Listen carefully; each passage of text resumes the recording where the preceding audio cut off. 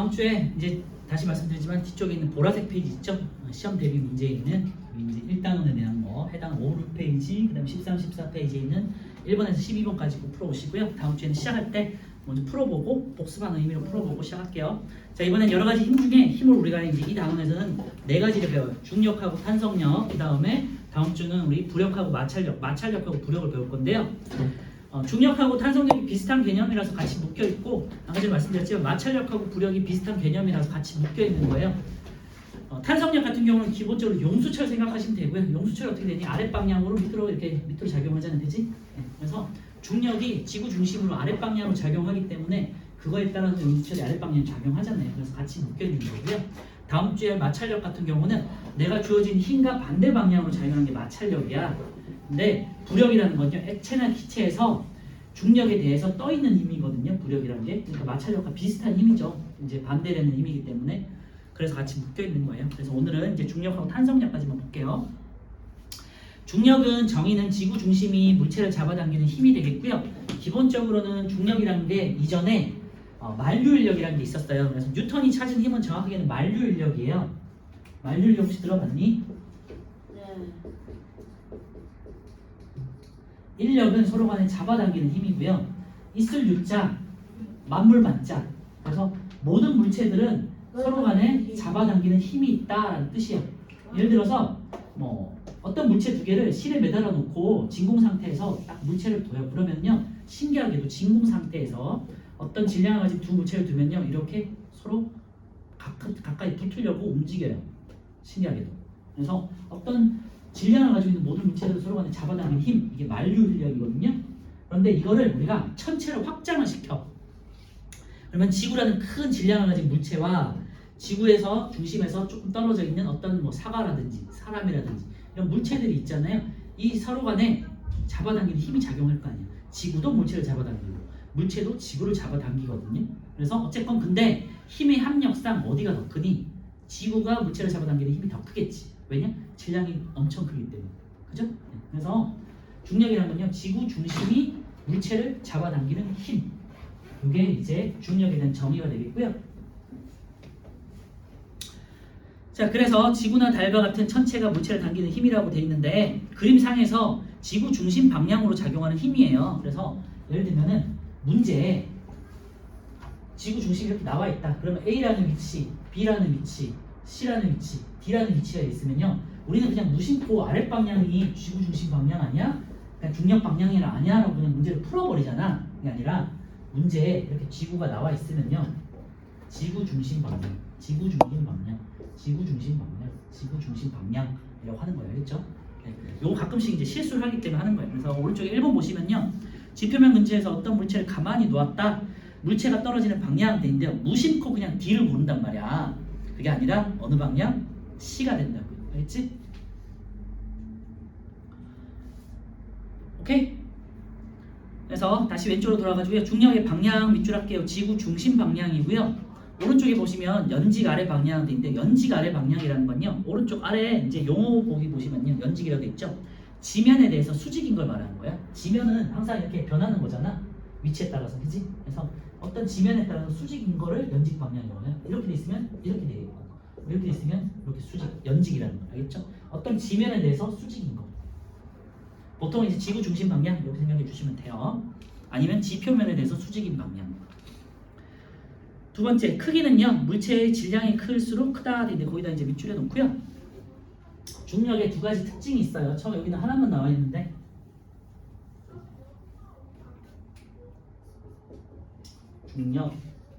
중력의 정의는 쓰지 않을게요. 중력의 첫 번째, 방향은 지구 중심 방향이고요. 혹은 뭐 책의 표현처럼 이제 연직 아래 방향 이렇게 돼 있는데 그런 것도 잘 기억해 두시면 좋을 것 같고요. 크기는 이제 두 가지로 표시할 수 있어요. 첫 번째, 물체의 질량이 클수록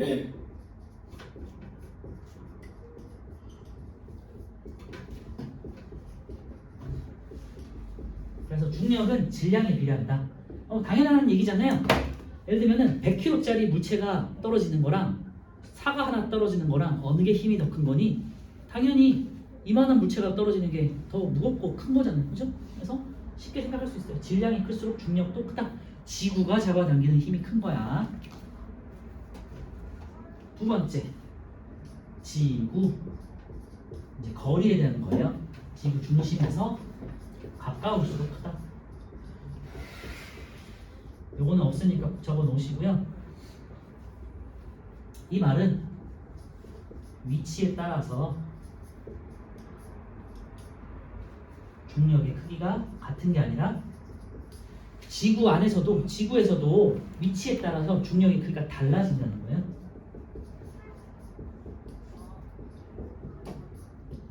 그래서 두 가지 질량에 비례하고요. 거리에는 반비례한다. 알겠지? 정확하게는 거리의 제곱에 반비례하는데요. 여튼 뭐 그런 거 몰라도 되고, 여튼 질량이 클수록 크다. 알겠죠? 첫 번째. 두 번째는 이제 책이 없지만요. 지표면에 가까울수록 중력이 커져요. 어떻게 보면 당연한 얘기인데 지구 중심이 잡아당기는 힘이잖아. 그지? 만약에 지표에서 100km 떨어져 있는 거랑 지표에 있는 거랑 어디가 지구 중심에 가깝니? 지표에 있는 거잖아. 그러니까 당연히 지구 중심에 가까우니까 더 큰 힘을 작용할 수 있겠죠? 그래서 우리가 지표면에 있을 때랑 이제 우리가 에베레스트 산이나 뭐 히말라야 산맥 같은 높은 산을 갔을 때, 그래서 가면요 공기가 지표면에 공기가 풍부하고 우리 숨 쉬기가 좋잖아. 그런데 우리가 고산에 갔을 때는, 고산지대 여러분 아직 안 가봤지만, 그런데 만약 가게 되면요, 저도 못 가봤지만 산소가 부족해. 그 이유는 뭐냐면 중력이 작으니까, 지표면보다 중력이 작단 말이에요. 그러면은 중력이 작으니까 뭐 어떻게 되니? 공기를 잡아당기는 힘이 작겠지. 그래서 높은 곳에 올라갈수록 공기가 희박해. 그래서 공기를 구성하고 있는 산소도 그만큼 적겠지. 그래서 높은 곳에 올라가면은 우리가 숨을 헐떡이는 이유가 그거예요. 고산병에 걸린다고 하잖아요. 고산병에 걸리는 거는 높은 산에 가면은 산소가 부족하기 때문에 머리가 아프고 막 숨쉬기 힘들고 뭐 그런 것들이 생기거든요. 그런 것들, 예를 들면 뭐 해외여행 갔는데 어디 뭐 페루의 높은 산을 갔다 뭐 이런 것들 있잖아요. 아니면은 알프스 산맥 제일 높은 데 갔다 뭐 이렇게 하면은 조금 숨쉬기 힘든 거. 그 이유가 중력 때문에 공기가 희박하기 때문에, 중력이 약해서. 알겠죠? 그래서 다시 질량이 클수록 크고요. 거리에는 이제 가까울수록 중력이 커진다. 이거 꼭 기억해 놓으시고 메모해 놓으세요. 자, 밑에 이제 무게와 질량에 대해서 별표 쳐놓고요. 우리가 이제 무게와 질량을 따질 건데요. 질량은 고유한 양이에요. 그래서 예를 들면은 뭐 특정인을 거론하지는 않고, 예를 들면은 누가 30kg다. A라는 애가 30kg야. 주한 30kg면은요, 얘는 어디를 가도 30kg라고 그냥 정의를 하는 거야. 고유한 양이기 때문에. 얘 갑자기 뭐 살이 빠지거나 늘거나 해서 질량이 변하는 건 아니잖아, 그지? 네, 그래서 질량은 고유한 양이에요.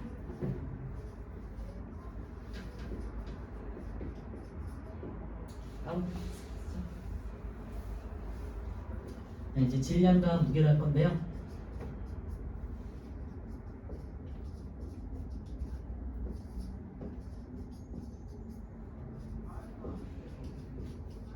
질량은 고유한 양이에요. 그래서 변하지 않아.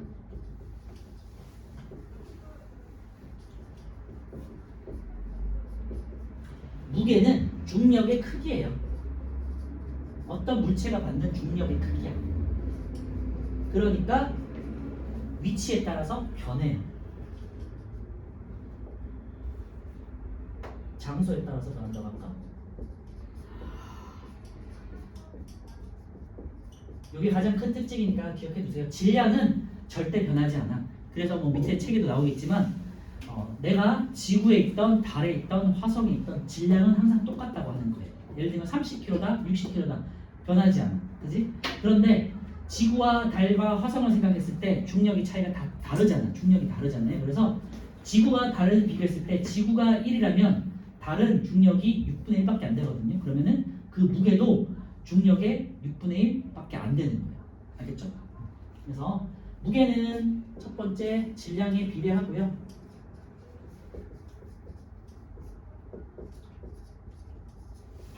중력에 비례한다. 이렇게 이제 할 수 있겠죠?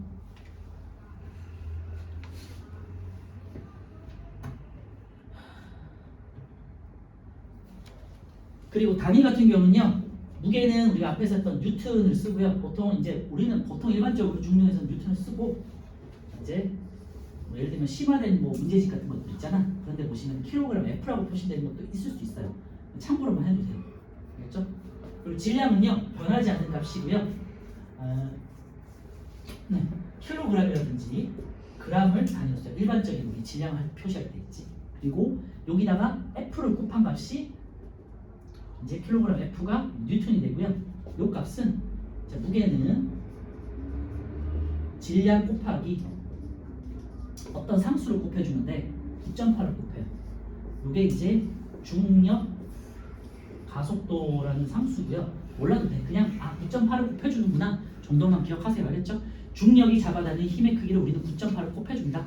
그래서 무게는 질량에 비례하고 무게는 중력에 비례한다는 게 요 말이에요. 그렇지?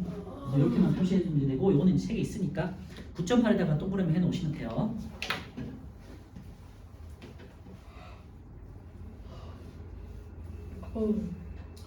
그래서 무게라는 거는 정의를 잘 기억하셔야 되는데 물체가 받는 중력의 크기다.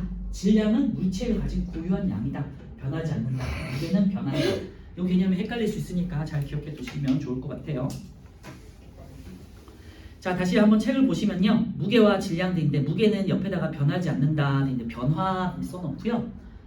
그리고 질량 같은 경우는 변화 X 이렇게 하면 되겠지. 무게는 변하지 않아. 변화. 질량은 변화하지 않아. 이게 가장 큰 특징이에요. 자, 무게의 정의는요. 중력의 크기다. 거기다가 밑줄에 놓고요. 밑으로 쭉 내려갈게요. 무게의 단위는 뉴턴 동그라미 해놓고요.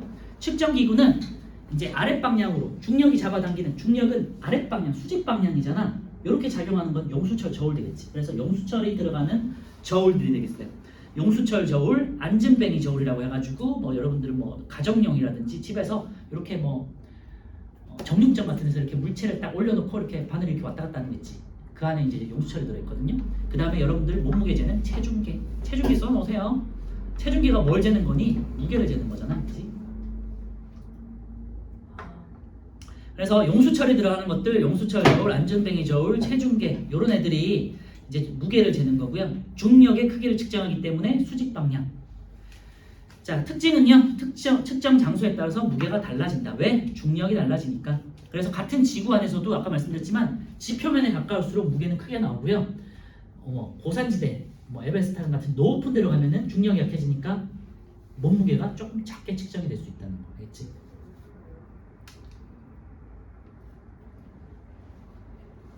다시 정리할게요. 무게는 중력에 대해서 아랫방향, 수직방향으로 작용하는 힘을 측정하는 거기 때문에 용수철이 들어가는 측정 기구를 쓴다. 용수철 저울, 안전뱅이 저울, 그 다음에 체중계 이런 것들 쓰고요. 자, 오른쪽 이번에 질량 볼게요. 물질의 고유한 양. 이고 단위는 그램이나 킬로그램 같은 우리가 일반적인 기본 단위를 쓰고 있고요. 이제 측정 기구가 차이가 있어요. 보시면 양팔 저울, 윗접시 저울처럼 얘네 특징이 뭐니? 수평 저울이야. 그렇지? 그래서 얘네 옆에다가 이렇게 써놓으시면 돼요. 수평 저울 같은 경우는요. 뭔가 추를 달아서 이렇게 바로 지는 게 아니라 비교를 하는 거예요. 그래서 분동이라고 해가지고 그지? 분동이라 해서 수평 저울에다 이렇게 올려놓는 거, 금속으로 된 거 본 적 있죠? 추처럼 생긴 거. 아니면 추 같은 거를 올려놓고 금리 값과 비교를 하는 거예요. 비교. 얘네는 정해져 있잖아요. 예를 들면은 20g, 50g, 10g 이런 식으로 정해져 있잖아요. 그래서 한쪽에다가 이렇게 분동을 딱 올려놓고 물체를 딱 해서 이렇게 수평이 되면은 이 물체는 몇 g이구나라고 비교할 수 있겠죠, 그지? 그래서 이렇게 수평 저울, 양팔 저울, 그 다음에 윗접시 저울, 이런 것들은 수평으로 재는 저울이기 때문에 수평 저울이라고 하고요. 분동이나 추동의 값과 비교한다. 간접적으로 비교한다. 이걸 잘 기억해 두세요. 그래서 무게는 용수철에 들어가는 저울들, 수직 방향, 아랫 방향으로 작용하는 저울들. 그래서 용수철 저울, 안전뱅이 저울, 체중계. 질량은 이제 분동으로 비교하는 거기 때문에 수평 저울, 양팔 저울, 윗접시 저울. 이거 무조건 시험에 나오니까 잘 기억해 주십시오. 자, 특징은요. 질량은 변하지 않는다. 거기다 밑줄에 놓으시면 될 것 같고요. 그 다음에 아래쪽에 관계를 보시면요. 이제 문체는 질량에 비례한다. 제가 이제 말씀드렸죠. 질량에 비례하고요. 당연히 중력의 크기에 비례하는 값이에요. 그래서 화살표 오른쪽에 보시면요. 지표면에서 물체의 무게가 받는 값은 9.8 곱하기 질량이라고 되어 있고요. 이게 이제 물체가 받는 중력의 크기가 되겠어요. 그리고 9.8은 중력 가속도고요. 우리가 이제 물리에서는 요거를 9.8이라고 쓰기도 하고 여러분들 이제 뭐 고등학교 가시면은 이제 기호로 표시하기 때문에 이때는 G라는 표시도 써요. 참고로만 알아두시고 그냥 9.8이 있구나 정도 기억하시고 문제마다 쉽게 구할 때는 9.8 대신에 대충 해서 10이라고 주어질 수도 있어요. 요거는 이제 우리가 대략적인 값으로 계산하기 편하게. 우린 수학은 아니기 때문에 알겠지? 그래서 우리가 뭔가 계산하는 값이 있을 때는요 그냥 대충 10을 곱해 보셔서 비슷한 값이 있을 때 찾으시면 돼요. 그런 식으로도 할 수 있어요. 주관식이 아니라면. 그래서 예를 보시면요. 질량 1kg의 물체가 지표면에서 받는 무게 약 9.8을 곱해서 9.8 뉴턴이다 라고 한다고요. 그냥 9.8만 곱해주면 된다. 자, 밑에 이제 지구와 달에서의 무게와 질량 보시면요. 네, 질량이 60kg인 사람이 있어요. 아까 말씀드렸지만 지구에서 60kg야. 질량이 무게는요. 저는 그냥 10을 곱할게요. 대충 600N이라고 해요. 우리가. 그래서 달래 놨어. 질량은 60kg 그대로예요. 그런데 무게는 6분의 1로 그냥 중력이 6분의 1로 줄어들어. 그래서 무게는 100N이 됩니다. 알겠죠? 그래서 질량은 변하지 않지만 무게는 변합니다. 반대로 달에서 300N인 사람이 있어. 그러면 지구에서는 지구고 달이야. 그러면은 지구에서의 질량은 얼마일까?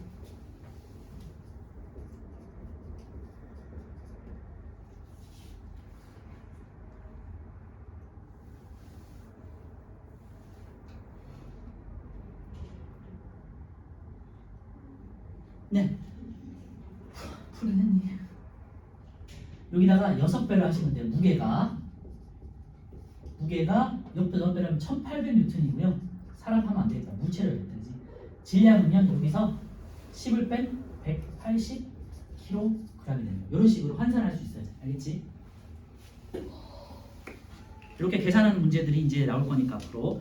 계산 자체는 그렇게 복잡하진 않지만요. 이 개념들을 잘 알고 있어야 돼. 질량은 변하지 않지만 무게는 특정 장소에 따라서 변할 수 있다. 그죠? 그래서 지구가 달에 비해서 중력이 6배다. 이런 것까지 잘 고려해야 돼요. 아니면 달은 지구의 6분의 1이다. 이걸 잘 고려를 하셔야 돼요. 자, 오른쪽에 1, 2, 3번을 할 건데요. 1번 했으니까 2번하고 3번 한번 풀어보세요.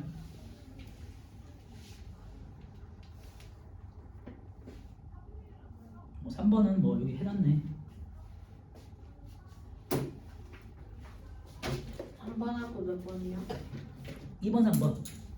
와.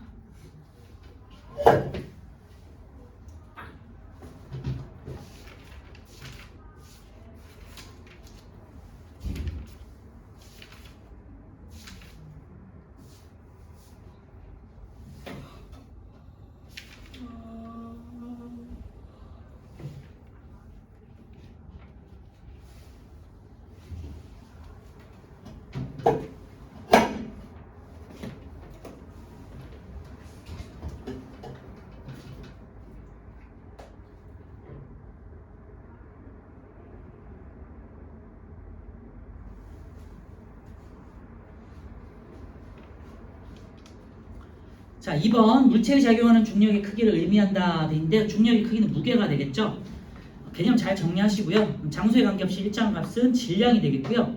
용수철 저울로 측정하는 거는 이제 중력에 대해서 측정하는 거니까 무게가 되겠고요. 양파의 저울, 윗접시 저울은 수평 저울이니까 질량을 측정하는 거다. 간접적으로 비교하는 방법. 지구에서 무게가 600N이래요. 무게가 600N이면요. 달로 가면 6분의 1이 돼서 100N이 됩니다. 그래서 단위를 보시고 단위가 뉴턴 돼 있으면 무게값이니까 변할 것이고 단위가 킬로그램이나 그램이면 변하지 않는 값이니까 일정하게 유지시켜 주시는 거. 알겠지? 오늘 시간상 뒤에도 이제 문제를 풀 수 있을 것 같아요. 자, 이번에는 탄성력인데요. 탄성력 같은 경우는 탄성력이란 건요. 다시 제자리로 돌아가는 힘을 말해요. 예를 들면 고무줄 같은 것들 있지. 고무줄을 잡아당겼다가 놓으면은 제자리로 돌아가잖아요. 아니면 활 같은 거 이렇게 쫙 당겼다가 딱 놓으면은 다시 제자리로 돌아가죠. 그죠? 네, 원래 상태로 돌아가려는 힘을 탄성력이라고 하고요. 원래의 제자리로 돌아가려는 성질을 탄성이라고 해요. 근데 제자리로 돌아가려는 힘을 탄성력이라고 해요. 자, 1번. 그래서 변형된 물체가 예를 들면 고무줄 생각하시면 돼요. 활 같은 거 생각하시면 돼요. 이렇게 잡아당겨서 변형이 됐지. 물체가 다시 원래의 모습으로 되돌아가는 힘. 아니면은 제자리로 돌아가려는 힘. 이거를 탄성력이라고 해요.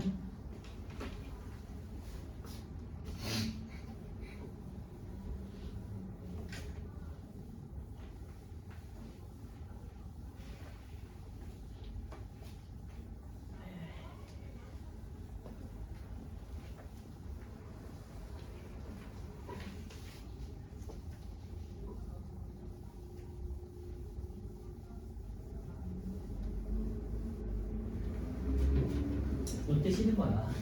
네? 그래요?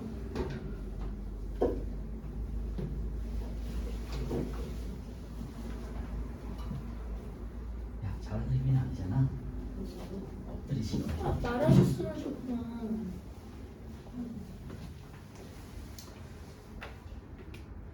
탄성력은 또 제가 이제 이렇게도 적어볼 수 있어요. 다른 방식으로 한번 적어볼 테니까 옆에 한번 적어보세요.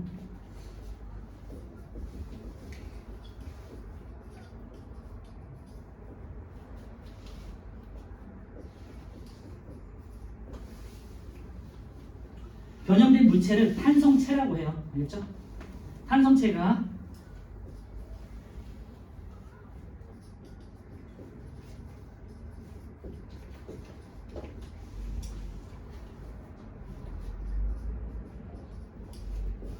변형되기 전에 원래 상태, 아까 말씀드렸는데 원래 상태로 돌아가려는 힘으로 돌아가거나 돌아가려는 혹은 한자를 쓰면 복원하려는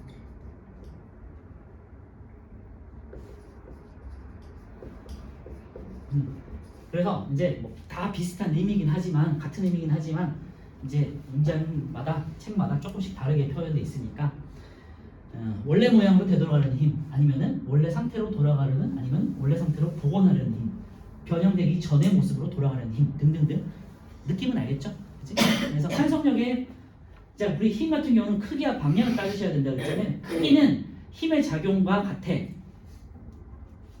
그래서 첫 번째 방향은요.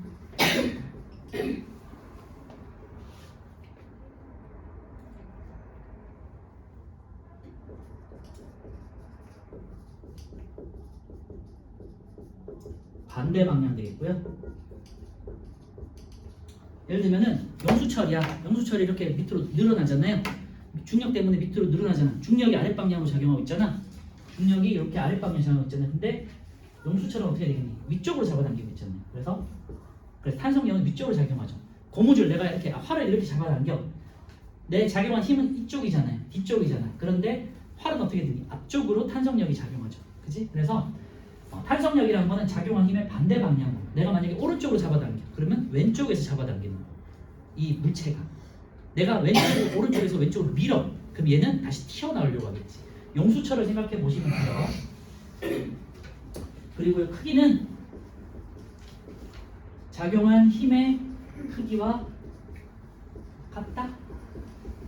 그러니까 크기와 같고 힘의 크기와 같고 방향이 반대니까 어느 지점에서 힘의 합력이 0이 되면은 평형 상태에 이루어지면서 용수철이 이렇게 계속해서 용수철 어떻게 해요? 댕댕댕 하다가 결국 이렇게 멈추자는 거지. 힘이 평형 상태에 놓인 거죠. 어떤 힘? 중력하고 그다음에 탄성력하고 같아지는 지점에서 힘의 합력이 0이 되고 힘의 평형 상태에 놓이겠죠. 그죠? 그렇게 앞에까지 배웠던 거를 이제 응용할 수 있겠죠?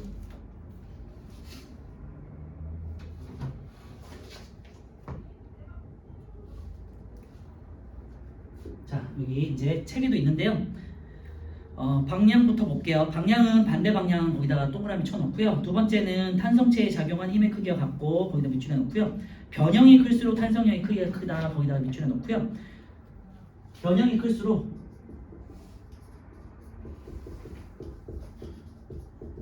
탄성력이 크죠. 아니 당연한 얘기야. 내가 활을 더 많이 잡아당긴 거랑 적게 잡아당긴 거랑 탄성력은 당연히 더 많이 변형됐을 때가 큰 거잖아, 그죠? 네. 고무줄 이렇게 해서 새총을 얘한테 날려. 이렇게 날리는 거랑 이렇게 날리는 거랑 얘가 맞는 데미지는 다르지 않나요? 그지? 그리고 장대 높이 뛰기 알죠? 장대 높이 해가지고 딱 해서 땅 찍고 이제 뛰잖아.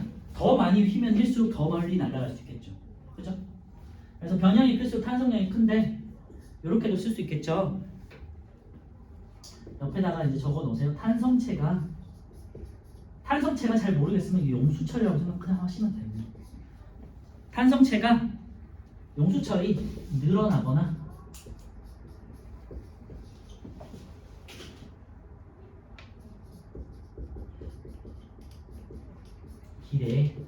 비례한다.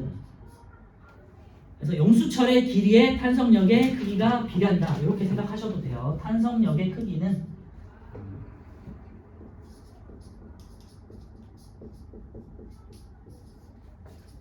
자 이렇게 써놓으면 이제 쉽게 알 수 있겠죠. 용수철의 길이 늘어난 길이 줄어든 길이를 말하는 거예요. 그래서 개념 자체는 그렇게 어렵잖아요. 크기는 같으니까, 그지? 그리고 정확하게 길이와 크기는 비례한 거니까 쉽게 찾을 수 있고요. 방향만 여러분들이 헷갈리지 않고 반대 방향이란만 잘 기억하시면 돼요.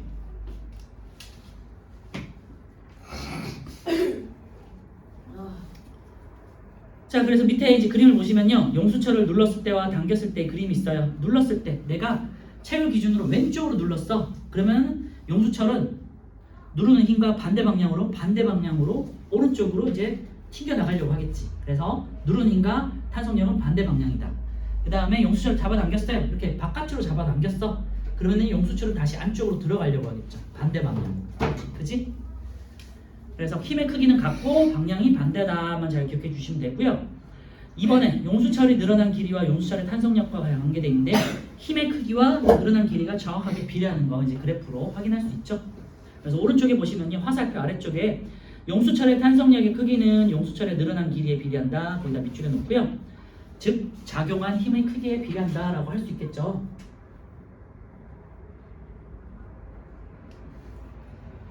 자, 개념이 어렵진 않을 테니까 오른쪽에 4, 5, 6번 한번 풀어보시고요.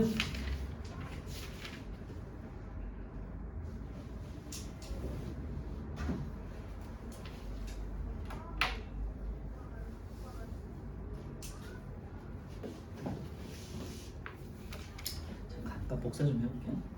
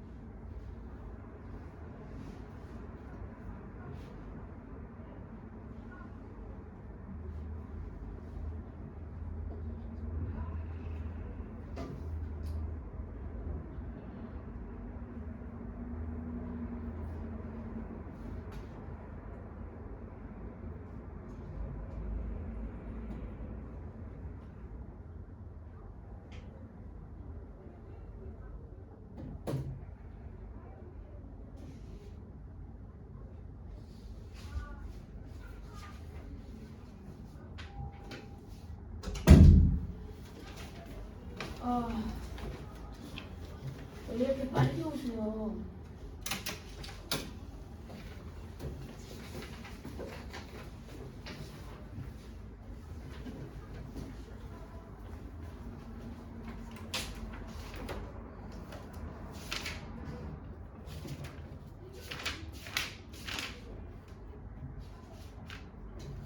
자, 4번 볼게요. 탄성력이 작용하는 방향인데요.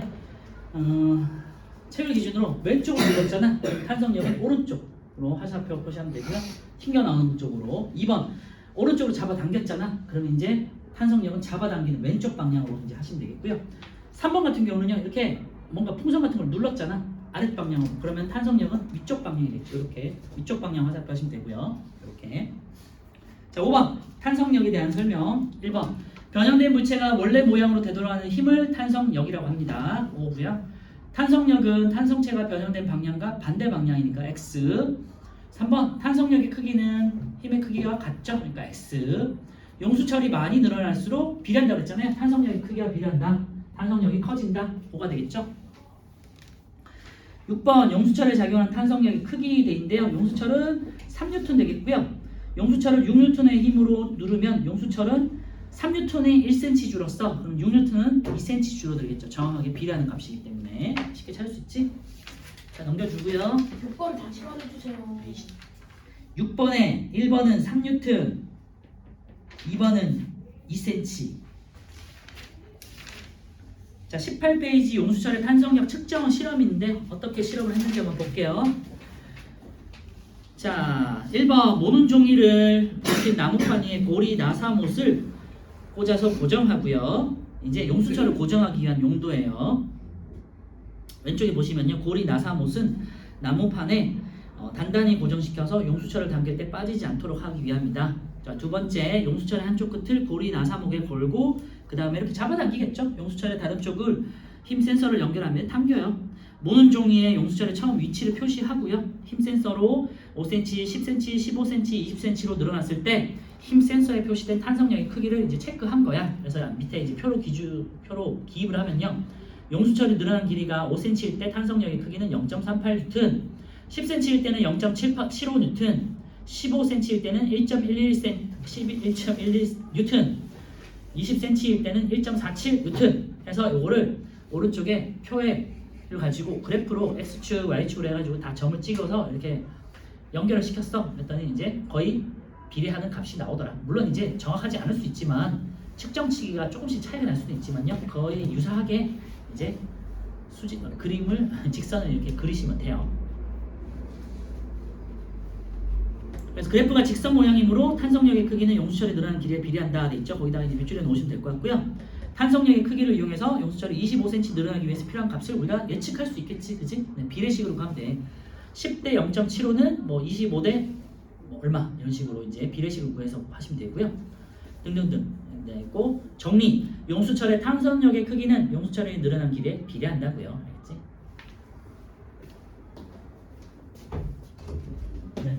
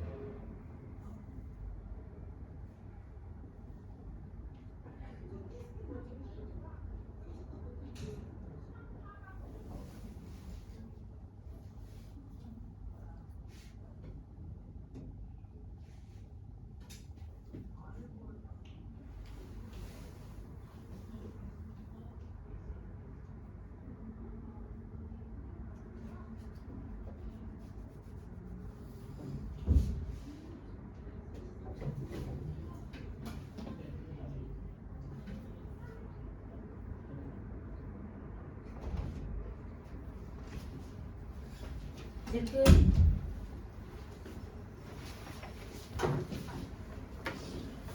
가자. 어디까지 했냐? 비례한다까지 했죠? 그래서 확인 문제는 각자 한번 이제 뭐 어차피 실험은 값을 그냥 그대로 쓰시는 거니까 한번 풀어보시고요. 자, 오늘은 뒤에 있는 내신 문제에서 23페이지 중력하고 탄성력까지만 풀어보고 마칠 거예요. 13번까지. 요 내용까지가 이제 이따가 오늘 시험에 나오는 거니까 한번 열심히 한번 풀어봅시다.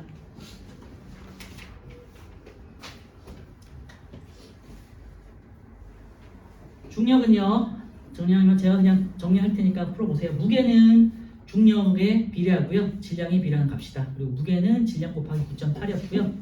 중력이라는 개념은 지구 중심이 잡아당기는 힘이고, 그치? 지표면에 가까울수록 커지고 질량에 비례한다. 썼어요.